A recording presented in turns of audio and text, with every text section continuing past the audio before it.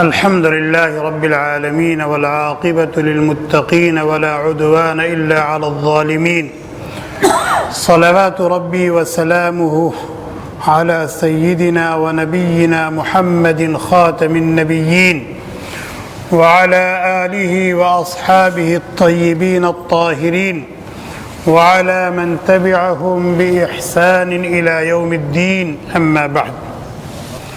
سورة النساء آیت نمبر 59. اعوذ باللہ من الشیطان الرجیم بسم اللہ الرحمن الرحیم. یا ایہا الذین آمنوا اطیعوا اللہ واطیعوا الرسول واولی الامر منکم. آیت کریمہ کا ترجمہ پہلے سن لیں. اللہ تعالیٰ فرماتے ہیں یا ایہا الذین آمنوا، اے وہ لوگ جو ایمان لائے، اطیعوا اللہ، اللہ کا کہا مانو، واطیعوا الرسول، اور رسول کا کہا مانو، واولی الامر منکم، اور اپنوں میں جو صاحب نظام و انتظام ہے ان کا بھی کہا مانو.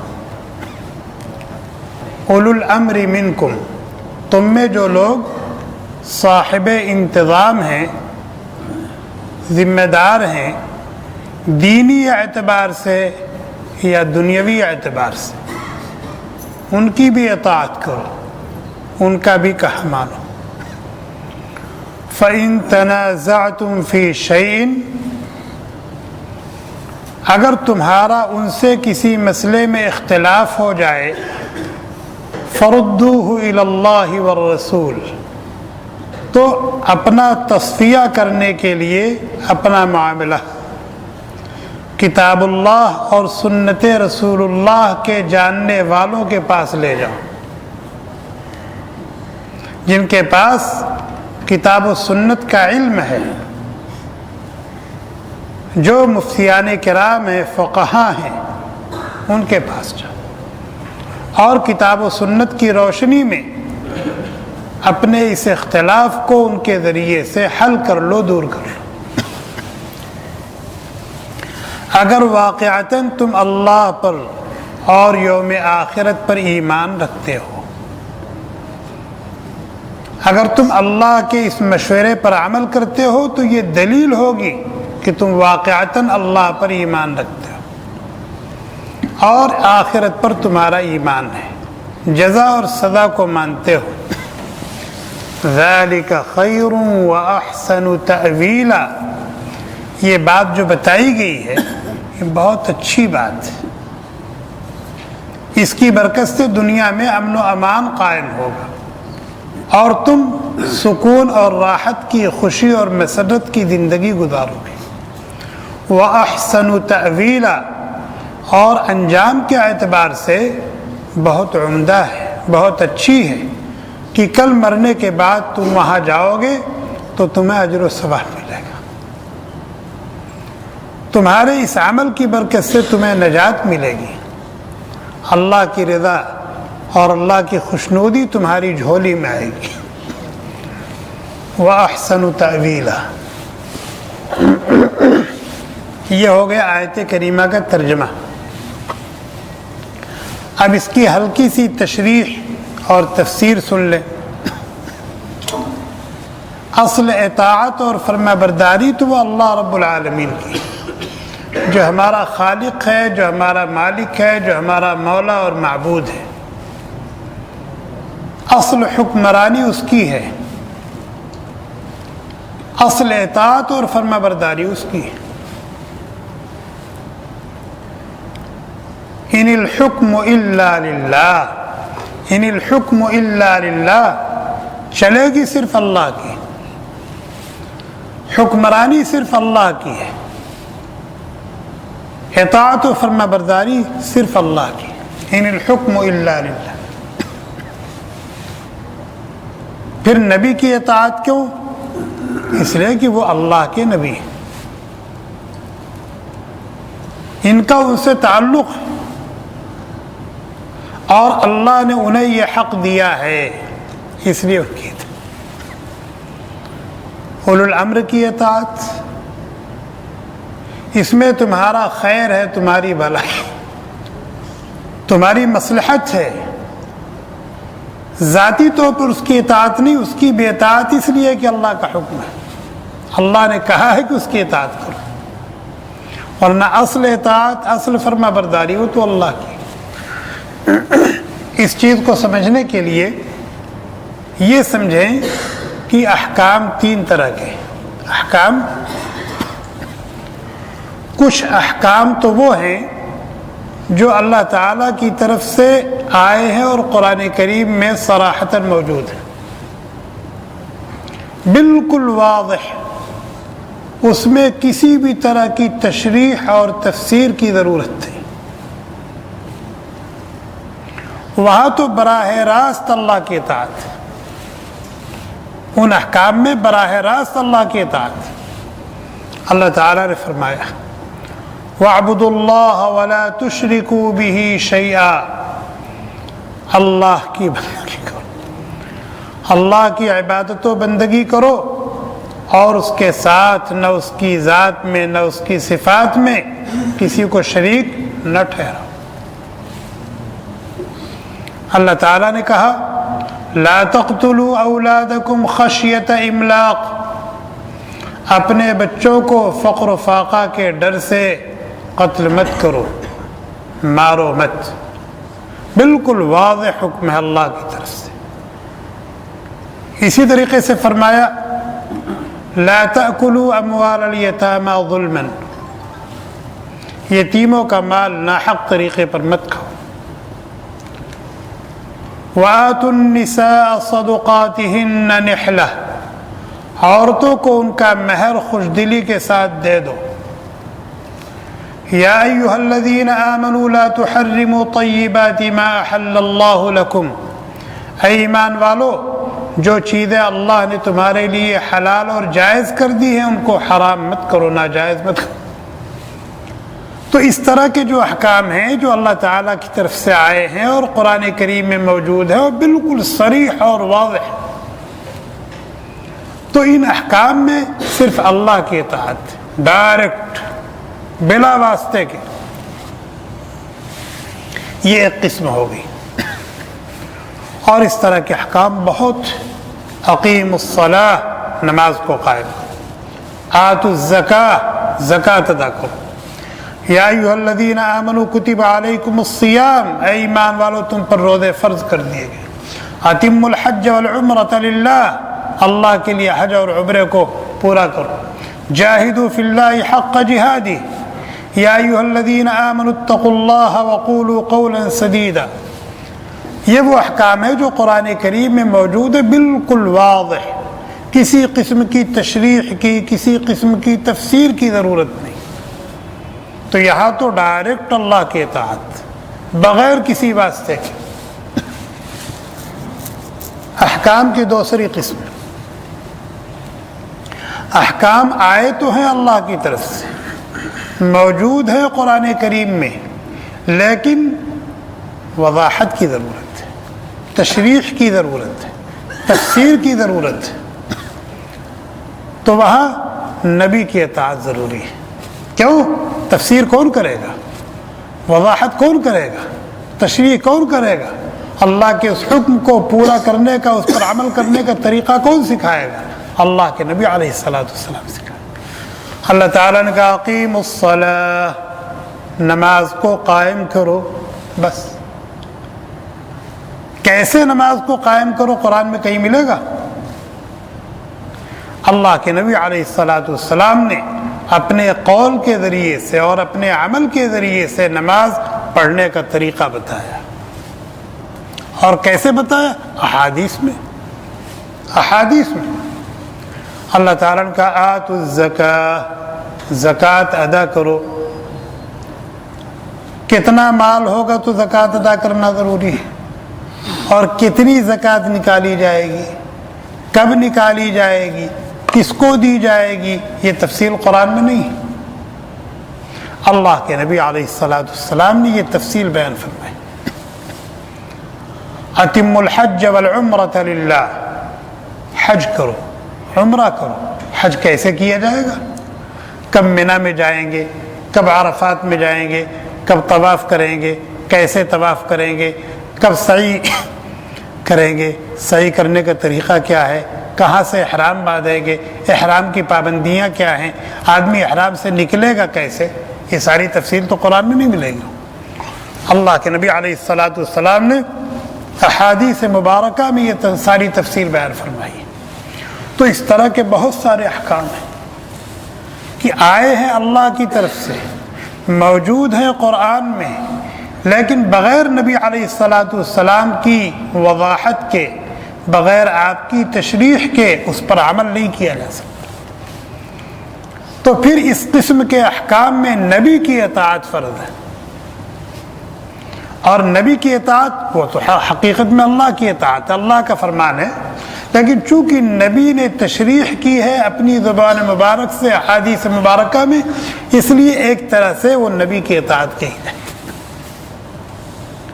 یہ ہو گئے دوسرے قسم کے احکام۔ تیسرے قسم کے احکام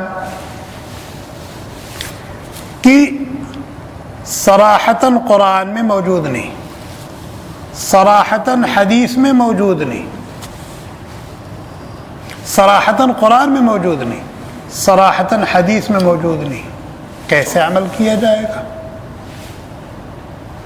اب یہ مفتیان کرام، مجتہدین، فقہا قرآن و سنت کی روشنی میں غور کر کے، فکر کر کے اس پیش آمدہ مسئلے کا حکم متعین کریں گے۔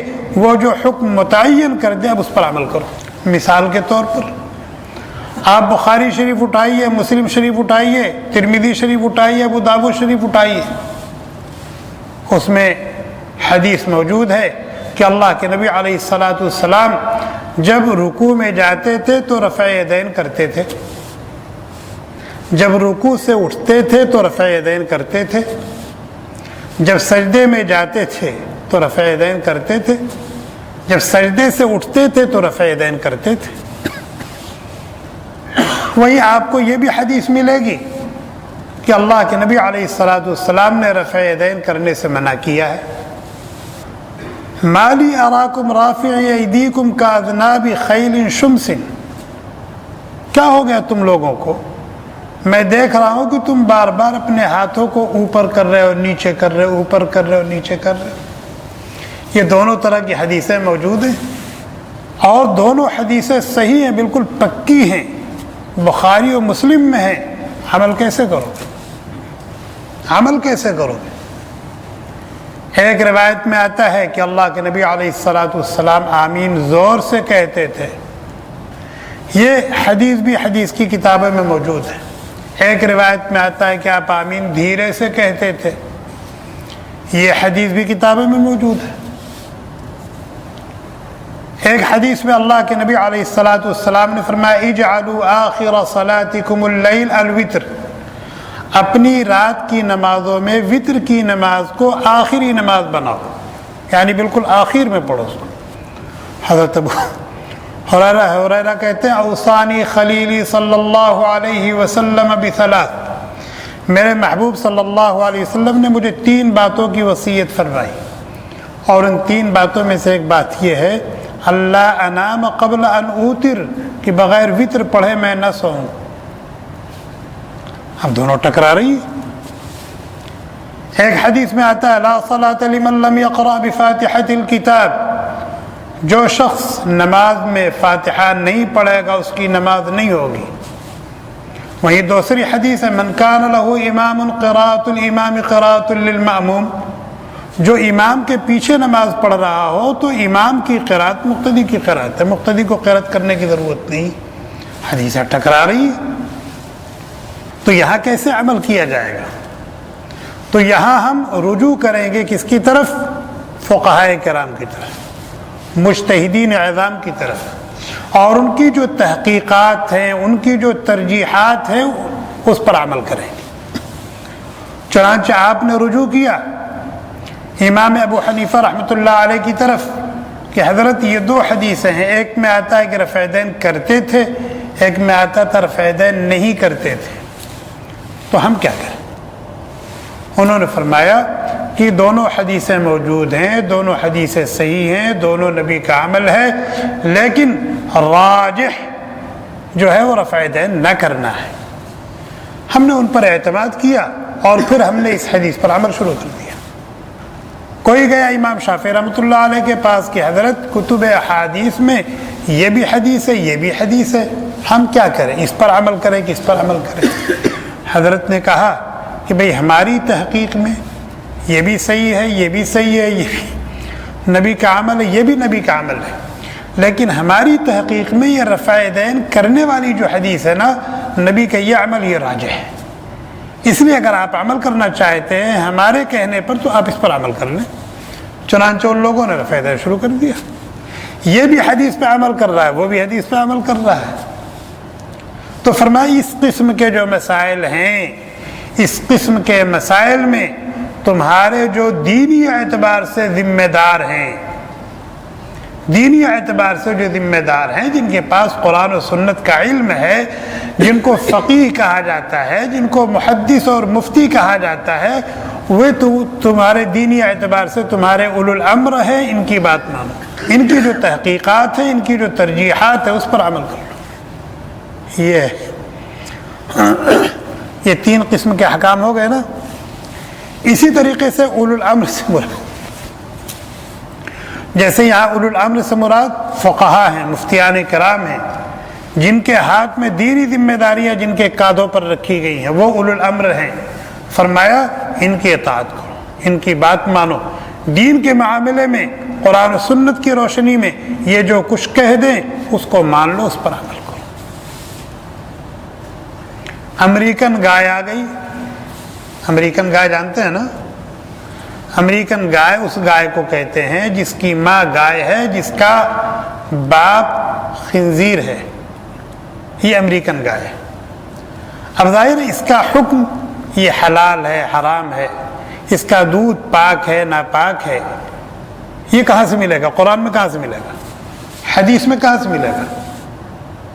رجوع کرو علماء کی طرف، مفتیان کرام کی طرف، دیکھو وہ قرآن و سنت کی روشنی میں اس کا کیا حکم متعین کرتے ہیں۔ وہ جو حکم متعین کر دیں اس کو بلا چون و چرا مان لو، اس پر عمل شروع کر دو۔ ذالک خیر و احسن تأویلا۔ آج تجارت کی، کاروبار کی نئی نئی شکلیں پیدا ہو رہی، نئی نئی شکلیں، ویزا کارڈ، پیزا کارڈ، ٹیزا کارڈ، پتہ نہیں کیا کیا۔ اب ان کا حکم کیا ہے؟ قرآن اور حدیث میں کہاں ملے گا آپ کو؟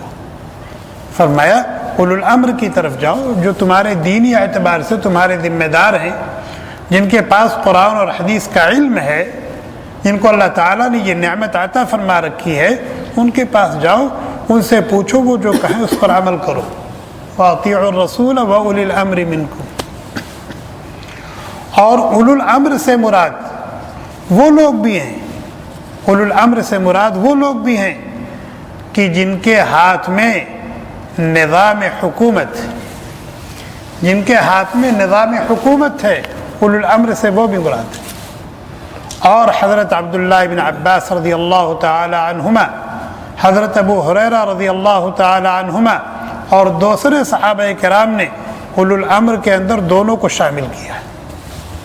اولو الامر سے وہ لوگ بھی مراد ہیں جن کے کاندھوں پر دینی ذمہ داریاں ہیں، جن کے پاس قرآن و سنت کا علم ہے، جنہیں فقیہ کہا جاتا ہے، جنہیں مجتہد کہا جاتا ہے، جنہیں علماء اور مفتیان کرام کے خطاب سے نوازا گیا۔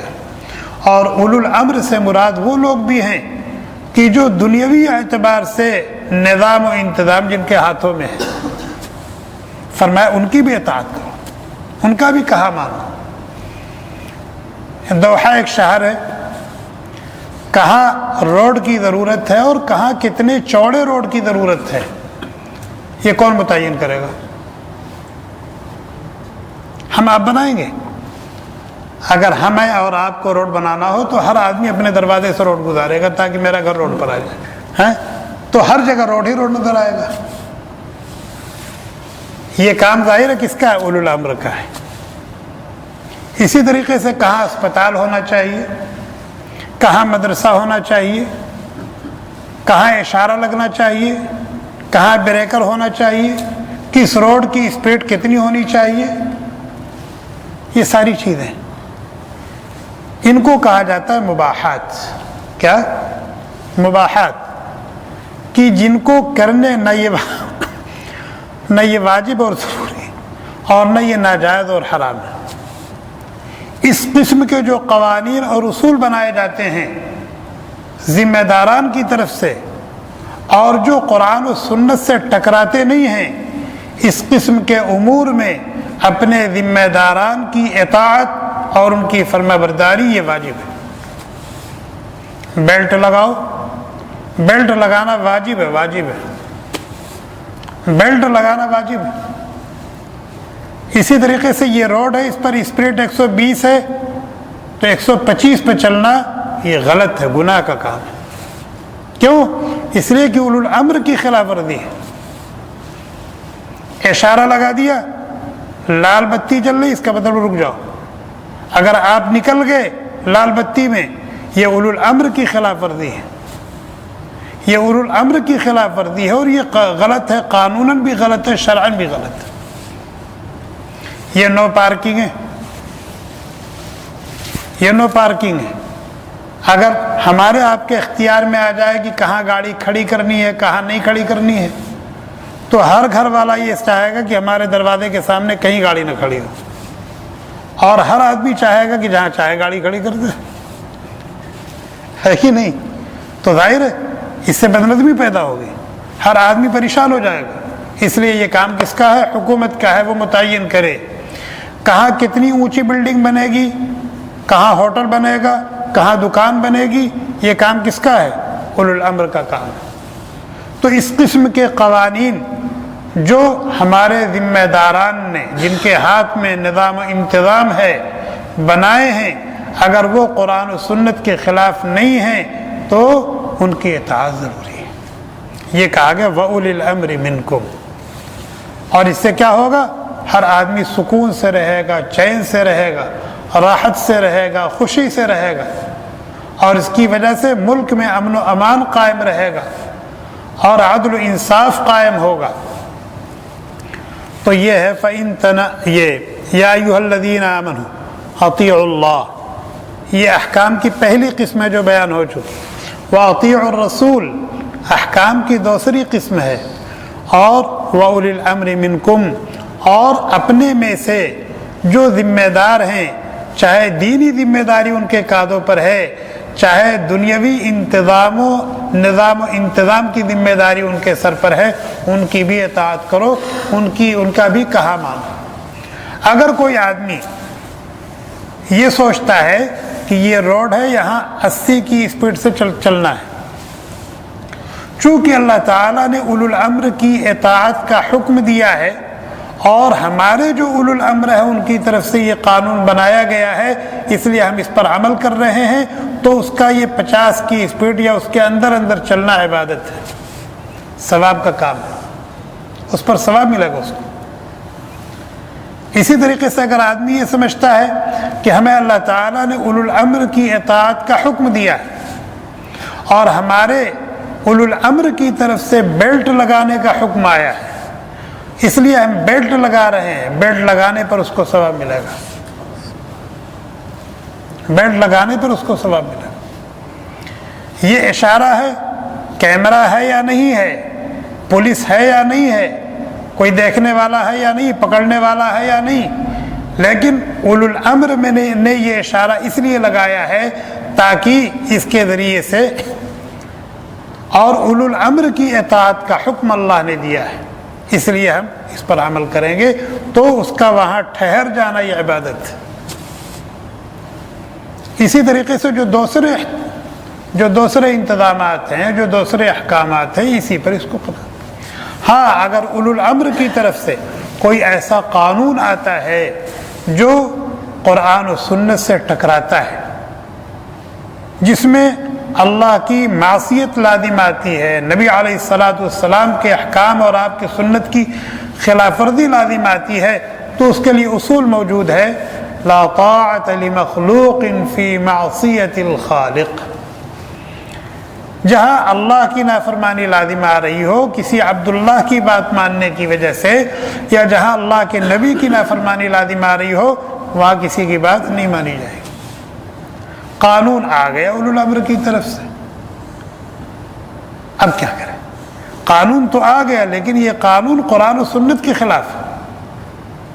اگر اس پر عمل نہیں کرتے تو پھر ہم قانون کی نظر میں مجرم ہیں، اور اگر اس پر عمل کرتے ہیں تو اللہ کی نافرمانی لازم آتی ہے. کیا کریں؟ روڈ پر آ جائیں، نہیں چلے گی، نہیں چلے گی، نہیں مانیں گے، نہیں مانیں گے؟ نہیں، حکمت کے ساتھ، حکمت کے ساتھ کہ بھئی چلے، آپ نے یہ حکم دیا ہے، آپ نے یہ بل پاس کیا ہے، آپ نے یہ قانون بنایا ہے، چلے جن کے پاس قرآن و سنت کا علم ہے ان سے پوچھ لیتے ہیں کہ یہ قرآن و سنت کے خلاف تو نہیں ہے. فَإِن تَنَازَعْتُمْ فِي شَيْءٍ فَرُدُّوهُ إِلَى اللَّهِ وَالرَّسُولِ. اگر وہاں سے مل جاتا ہے کہ کوئی حرج نہیں ہے، عَلَى الْعَيْنِ وَالرَّأْسِ، آپ تو ہمارے اولو الامر ہیں اور آپ کی اطاعت کرنے کا اللہ نے ہمیں حکم دیا ہے، ہم اس کو مانتے ہیں. لیکن اگر وہاں سے فتویٰ مل گیا کہ نہیں، تو پھر آپ بھی قرآن و سنت کے سامنے سر تسلیم خم کر دیں اور اپنے اس قانون کو واپس لے لیں.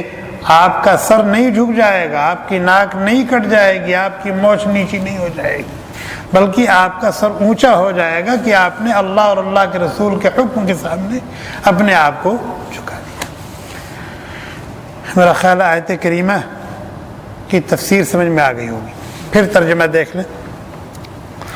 یا ایھا الذین آمنوا اطیعوا اللہ، اے ایمان والو اللہ کی اطاعت کرو اور رسول کی اطاعت کرو،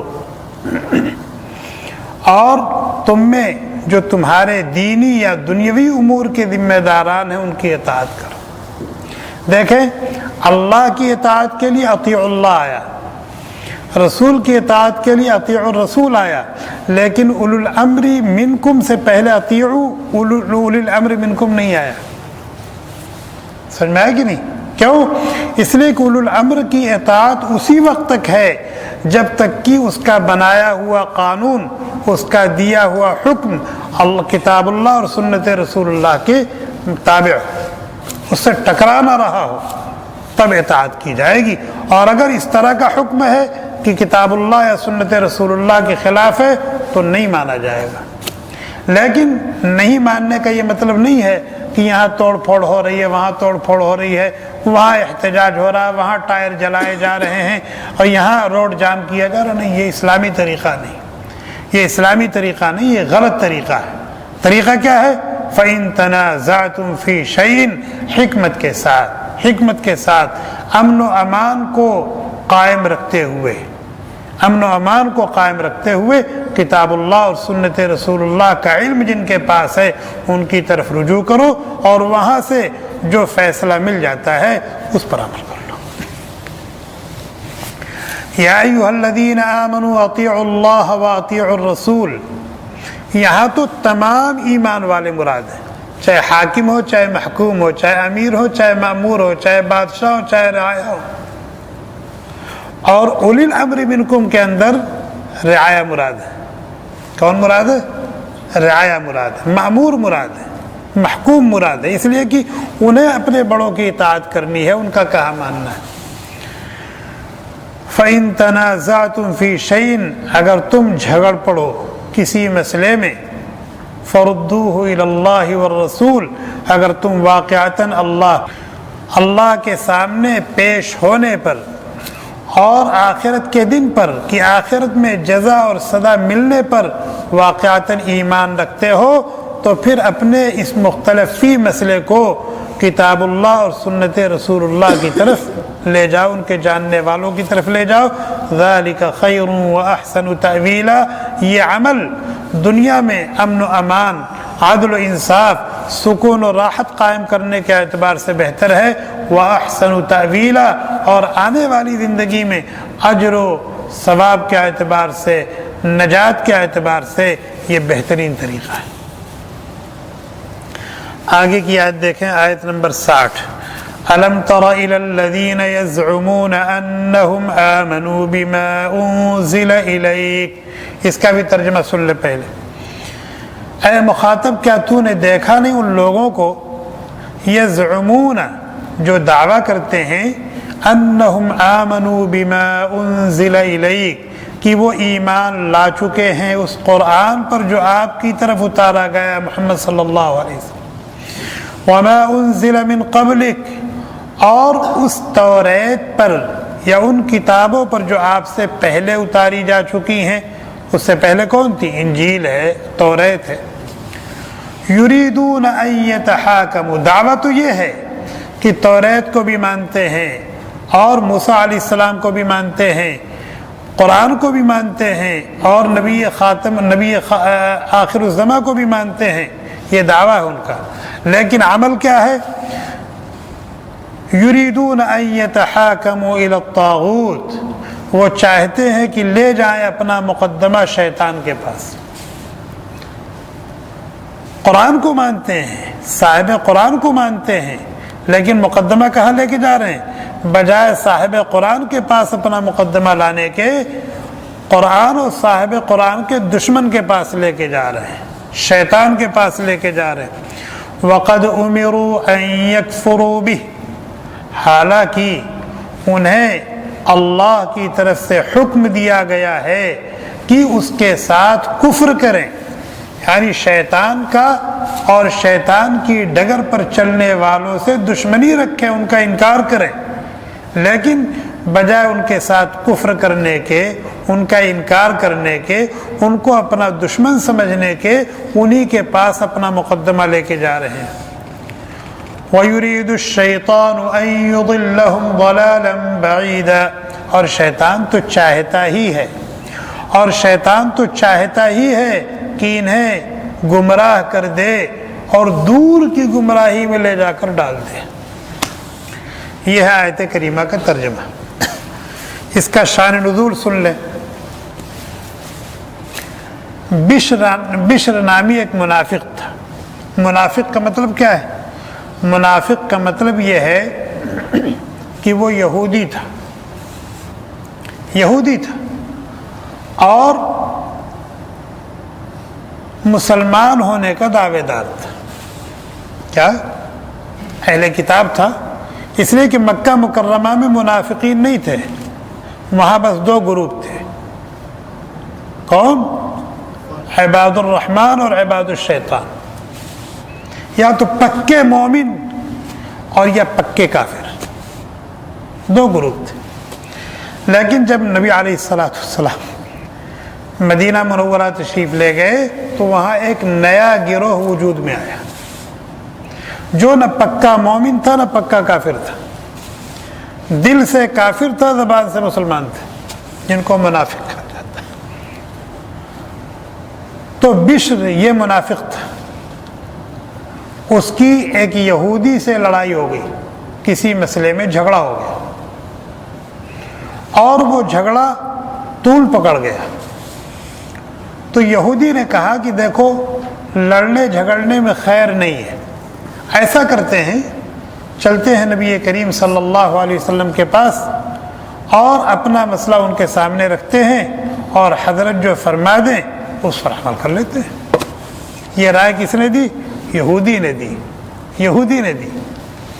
اور اس مسئلے میں بشر جو نام کا مسلمان تھا، مسلمان ہونے کا دعویٰ کرتا تھا، منافق تھا، وہ ناحق پر تھا اور یہودی حق پر تھا۔ منافق جو زبانی طور پر مسلمان تھا، وہ بھی جانتا تھا کہ بارگاہ نبوی سے فیصلہ جو ہوگا وہ صحیح فیصلہ ہوگا، وہاں یہ نہیں دیکھا جائے گا کہ یہ مسلمان ہے کہ یہ یہودی ہے، اور میں یقیناً ناحق پر ہوں تو فیصلہ میرے خلاف ہی ہوگا۔ اور یہودی جانتا تھا کہ بارگاہ نبوی سے جو فیصلہ ہوگا وہ مبنی برحق ہوگا، وہاں یہ نہیں دیکھا جائے گا کہ یہ مسلمان ہے اور یہ یہودی ہے، وہاں تو دیکھا جائے گا حق کس کے ساتھ ہے، تو فیصلہ میرے حق میں ہوگا۔ اس لیے یہودی مصر تھا کہ نبی علیہ السلام کو حکم بنایا جائے، اور بشر جو زبانی طور پر مسلمان تھا وہ جانتا تھا کہ میں ناحق ہوں اور نبی کے دربار سے جو فیصلہ ہوگا میرے خلاف ہوگا، اس لیے مصر تھا کہ نہیں کعب بن اشرف کے پاس چلتے ہیں۔ کعب بن اشرف یہ یہودیوں کا سردار تھا اور نبی علیہ السلام کا سڑا ہوا دشمن تھا، اسلام کا اور مسلمانوں کا کٹر دشمن تھا کعب بن اشرف۔ تو یہودی کہہ رہا ہے کہ اپنا فیصلہ نبی علیہ السلام سے کراتے ہیں، منافق جو زبانی طور پر مسلمان تھا وہ کہتا ہے کہ نہیں اپنا فیصلہ کعب بن اشرف سے کراتے ہیں۔ بہرحال کہتے سنتے اس یہودی نے اس منافق کو تیار کر لیا کہ مسئلہ نبی علیہ السلام کے پاس لے چلتے ہیں۔ اس نے غیرت دلائی کہ وہ تو تمہارے نبی ہیں، تم ان کو مانتے بھی ہو، اور اگر ان کے پاس نہیں جاؤ گے تو ہو سکتا ہے کہ تمہارا بھانڈا پھوڑ جائے کہ تم منافق ہو، پر کسی طریقے سے اس کو قائل کر لیا اور دونوں نبی علیہ السلام کی خدمت میں آ گئے اور آ کر کے اپنا مسئلہ پیش کیا۔ جناب نبی کریم صلی اللہ علیہ وسلم نے مسئلے کی تحقیق کی، غور و فکر کیا، حق چونکہ یہودی کے ساتھ تھا اس لیے یہودی کے حق میں فیصلہ کر دیا۔ اب یہ فیصلہ اس زبانی جو مسلمان ہونے کا دعویٰ کرتا تھا بشر جو منافق تھا چونکہ اس کے خلاف ہوا، اس لیے اس نے کہا بھائی میں تو نہیں مانتا۔ وہاں سے نکلنے کے بعد مکر گیا کہ میں تو نہیں مانتا۔ تو اس نے کہا پھر کس کی مانے گا؟ تو اس نے دماغ لڑایا، اس کے بعد کہتا ہے چلتے عمر بن خطاب کے پاس، ان سے فیصلہ کراتے ہیں۔ کیوں؟ وہ جانتا تھا کہ حضرت عمر رضی اللہ تعالی عنہ دشمنان دین کے مقابلے میں ننگی تلوار ہیں، بالکل کسی یہودی کو کبھی برداشت نہیں کر سکتے، کسی کافر اور مشرک کو کبھی برداشت نہیں کر سکتے۔ میں رہا تو مسلمان، بھلے نہ حق پر ہوں لیکن ہوں تو مسلمان، تو وہ کچھ نہ کچھ ضرور خیال کریں گے۔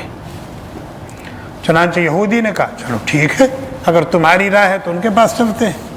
ان کے دروازے پر پہنچ گئے، دستک دی، حضرت باہر آئے تو یہودی نے سارا مسئلہ سنایا۔ حضرت عمر رضی اللہ تعالیٰ نے بڑی توجہ سے سنا اور سننے کے بعد منافق سے پوچھا کہ کیا یہ صحیح کہہ رہا ہے، اس نے جو باتیں کہی ہیں؟ اور اس یہودی نے یہ بھی بتا دیا تھا کہ ہم لوگ اپنا مسئلہ نبی علیہ السلام کی خدمت میں لے کے گئے تھے اور وہاں سے یہ فیصلہ ہوا ہے، لیکن اس نے نہیں مانا، یہ مصر رہا کہ فیصلہ آپ سے کرائے گا۔ تو حضرت نے پوچھا کہ یہ یہودی جو کچھ کہہ رہا وہ صحیح کہہ رہا؟ تو بشر نے کہا ہاں صحیح کہہ رہا۔ کہا ٹھیک ہے ٹھہرو میں آتا ہوں۔ اندر گئے اور تلوار لے کے آئے اور اس کی گردن اڑا دی۔ بشر جو منافق تھا اس کی گردن اڑا دی اور فرمایا جو نبی کے فیصلے کو نہ مانے تو عمر کے پاس اس کا ہی فیصلہ ہے۔ اب جو بشر منافق تھا اس کے جو خاندان اور گھر کے لوگ تھے وہ نبی کریم صلی اللہ علیہ وسلم کی خدمت میں حاضر ہوئے اور انہوں نے حضرت عمر رضی اللہ تعالیٰ عنہ کے خلاف کیس کیا کہ عمر نے بلا تحقیق کے ایک مسلمان کا خون بہایا ہے، اس کو قتل کر دیا ہے، لہذا ان سے قصاص لیا جائے گا۔ معاملہ الٹا ہو گیا۔ ان سبوں نے کہا کہ بھی ہمیں قصاص لینا ہے، حضرت عمر نے ایک مسلمان کو بغیر کسی تحقیق کے قتل کر دیا ہے، لہذا ہم اس کے خون کا بدلہ خون لیں گے۔ اور پھر تعویل کرنے لگے کہ وہ جو بشر آپ کے پاس مقدمہ لے کے فیصلہ کرانے کے لیے نہیں آ رہا تھا اور پھر آیا تو پھر اس فیصلے کو اس نے نہیں مانا، اس کی وجہ یہ تھی کہ وہ جانتا تھا کہ آپ کے یہاں تو قانون کی روشنی میں فیصلہ ہو جائے گا، تو اس نے سوچا کہ کعب ابن اشرف کے پاس جاتے ہیں، وہاں صلح صفائی کی بات ہو جائے گی۔ یعنی اس کی جو حرکات تھی اس کے گھر والوں نے، اس کے خاندان والوں نے تعویلیں شروع کر دی اور پھر یہ کہا کہ حضرت عمر رضی اللہ تعالیٰ عنہ سے ہم بدلہ لیں گے، خون کا بدلہ خون۔ اللہ تبارک و تعالیٰ نے آیت نازل فرمائی اور آیت نازل فرمائی اور فرمایا کہ یہ جو بدمعاشیاں کر رہے ہیں اور اس کے قول کی تعویل کر رہے ہیں یہ سب بدمعاشیاں مسترد ہیں، اس لیے کہ اس نے واقعتاً نبی علیہ السلام کے فیصلے کو مسترد کر دیا تھا، اور نبی کے فیصلے کو مسترد کرنے والا کافر ہے، اور کافر کو اگر کوئی مسلمان قتل کر دیتا ہے تو اس کا قصاص نہیں لیا جائے گا۔ عمر بری ہے، اور عمر نے جو کام کیا ہے بالکل منشاء خداوندی کے مطابق کیا ہے، اس لیے کہ نبی کے فیصلے کو مسترد کر دینے کی وجہ سے زبانی اگر یہ مسلمان تھا بھی تو کافر ہو گیا، اور جب کافر ہو گیا تو وہ کافر نہیں مرتد ہو گیا، اور مرتد کو اللہ کی زمین پر زندہ رہنے کا کوئی حق نہیں۔ یہ آیت کریمہ دیکھیں، الم تر الی الذین یزعمون انہم، اے نبی صلی اللہ علیہ وسلم کیا آپ نے دیکھا نہیں ان لوگوں کو جو دعویٰ کرتے ہیں کہ ایمان لائے ہیں اس قرآن پر جو قرآن آپ کی طرف اتارا گیا ہے، اور ایمان لا چکے ہیں اس کتاب پر جو کتاب اتاری گئی ہے آپ سے پہلے، یعنی توریت کو بھی مانتے ہیں قرآن کو بھی مانتے ہیں۔ دعویٰ تو اتنا اونچا ہے، عمل کیا ہے؟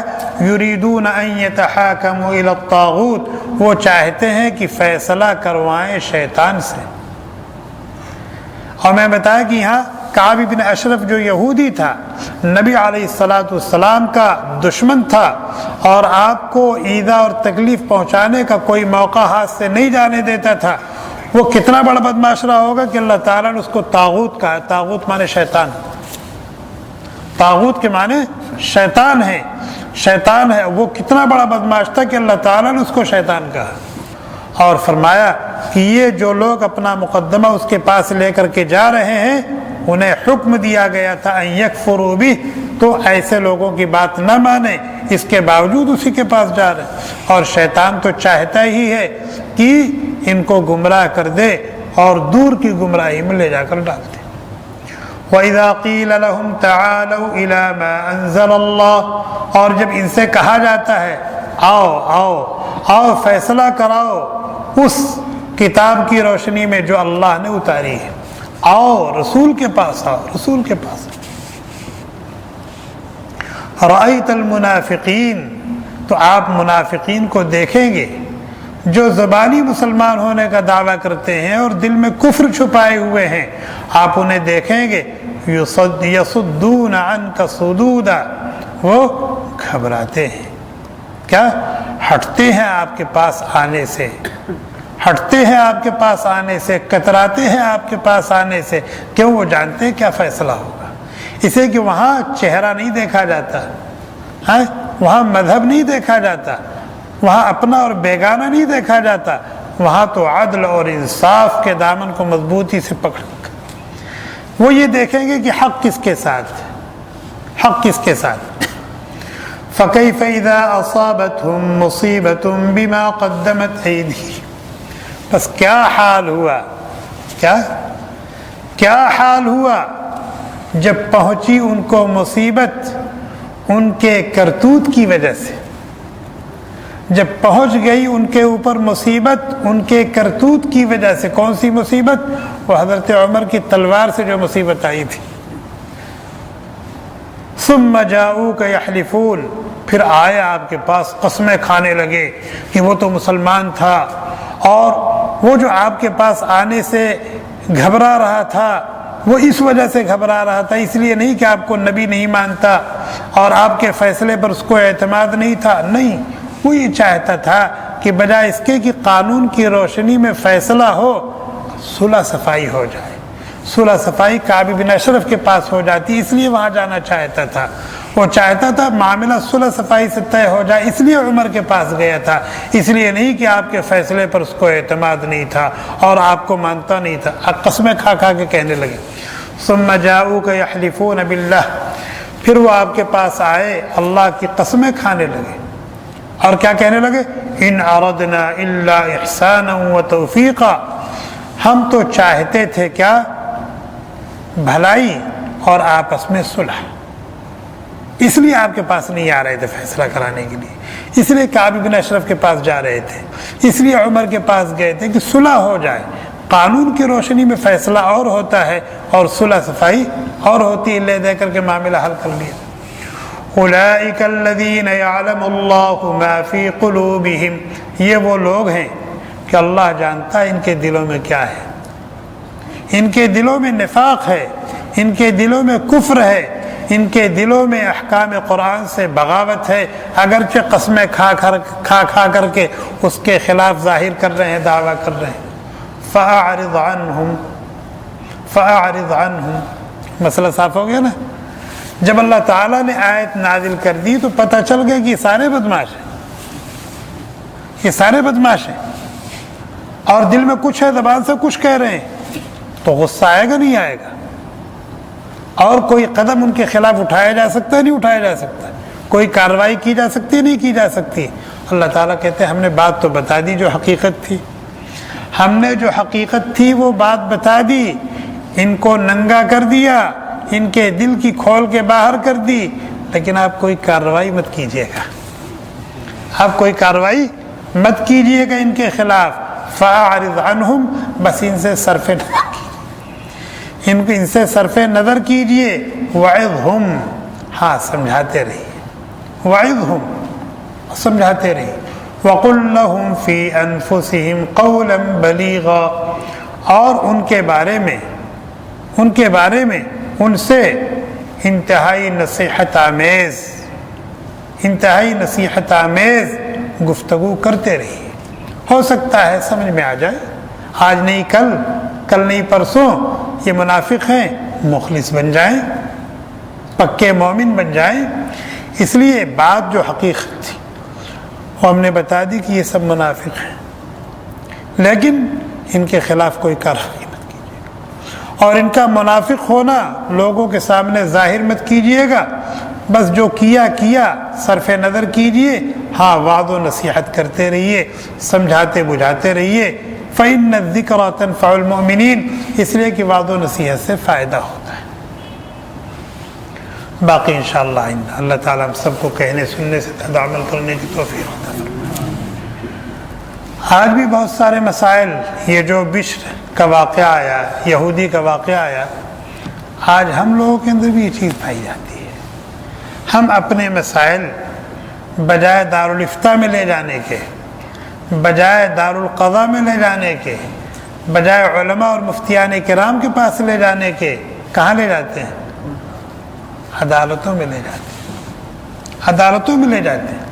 کہنے والے کہتے ہیں بھئی کیا ضرورت ہے کورٹ میں جانے کی اور پیسے خرچ کرنے کی، اپنے آپ کو رسوا اور ذلیل کرنے کی، چلتے ہیں دارالافتاء سے اپنا مسئلہ حل کرا لیتے ہیں، چلتے ہیں دارالقضاء سے اپنا مسئلہ حل کرا لیتے ہیں، فلاں مولانا صاحب ہے چلیں ان سے مشورہ کر لیتے ہیں۔ نہیں صاحب، ہم ڈرتے ہیں کیا؟ ہم کمزور ہیں کیا؟ حتیٰ کہ ایسے مسائل جہاں شریعت کا حکم 2 اور 2 4 کی طرح بالکل واضح طور پر موجود ہے، 2 اور 2 4 کی طرح بالکل واضح طور پر موجود ہے، ایک عورت کو طلاق ہو گئی، چاہے وہ طلاق کی ضرورت تھی طلاق ہو گئی یا ظلمن ہو گئی، غصے میں ہو گئی، جو بھی ہو گئی، بہرحال ہو گئی، رشتہ ختم ہو گیا۔ اب دیکھ لو کہ شرعاً اس کا کیا حق ہے، شرعاً کتاب و سنت میں اس کا کیا حق ہے۔ وہ حق کتاب و سنت کی روشنی میں پوچھ کر معلوم کر کے وہ حق لے لو، دے دو، مسئلہ ختم کرو۔ نہیں، اس کو اس کی بدماشی کا مزہ چکھانا ہے، اور یہ کرنا ہے وہ کرنا، اور جا کر کے کورٹ میں مقدمہ کر دیں گے، اور کوشش ہوگی اس کو بھی پھنسا دو، اس کی ماں کو، یعنی اس کی ماں کو بھی پھنسا دو، اس کے باپ کو بھی پھنسا دو، خاندان کے دوسرے لوگوں کو پھنسا دو، ان کی نوکری ختم کرا دو، اور پھر اس پر جھوٹے دعوے کہ اس کا اتنا سونا تھا وہ لے لیا، اور اس کو جہیز کی وجہ سے اس کو تنگ کرتے تھے اور دق کرتے تھے، اور اس کا یہ حق ہے یہ حق ہے۔ آج ہوتا ہے کہ نہیں ہوتا ہے؟ یہ بھی ہے یریدون ان یتحاکموا الی الطاغوت میں یہ شامل ہے، یریدون ان یتحاکموا الی الطاغوت میں شامل ہے، اور مسلمانوں کا ایک بڑا طبقہ اس میں مبتلا ہے، مسلمانوں کا ایک بڑا طبقہ اس میں مبتلا، حتیٰ کہ اگر دونوں دارالافتاء چلے بھی گئے، وہاں سے شریعت کا حکم معلوم بھی ہو گیا، لیکن چونکہ اپنی ناک کا مسئلہ ہے، اپنی موش کا مسئلہ ہے، اپنے سر کا مسئلہ ہے، اور اپنی انا کا مسئلہ ہے، اپنے دنیاوی مفاد کا مسئلہ ہے، اس لیے آدمی کیا کرتا ہے 10 سال 15 سال 20 سال لٹکے رہتے ہیں لوگ، اور نتیجہ کیا ہوتا ہے کہ بچی ہے، جب طلاق ہوئی شادی کی عمر تھی لیکن مقدمے کے چکر میں بوڑھی ہو گئی گھر میں بیٹھی بیٹھی، یہ اچھی خاصی ملازمت پر تھا، نوکری پر تھا، لیکن اس کو پھنسا کر کے اس کی نوکری ختم کر دی، اچھا قیمتی آدمی تھا، باصلاحیت آدمی تھا، اس کی صلاحیتوں سے کھلواڑ کر دیا، پیسے وغیرہ دے کر کے اس کو جیل میں ڈال دیا اور سڑا رہنا، یہ سب اس کے اندر داخل ہے۔ یریدون ان یتحاکموا الی الطاغوت۔ سبحانک اللہم وبحمدک ونشہد ان لا الہ الا انت ونستغفرک ونتوب الیک۔ سبحان ربک رب العزة وسلام علی المرسلین والحمد للہ رب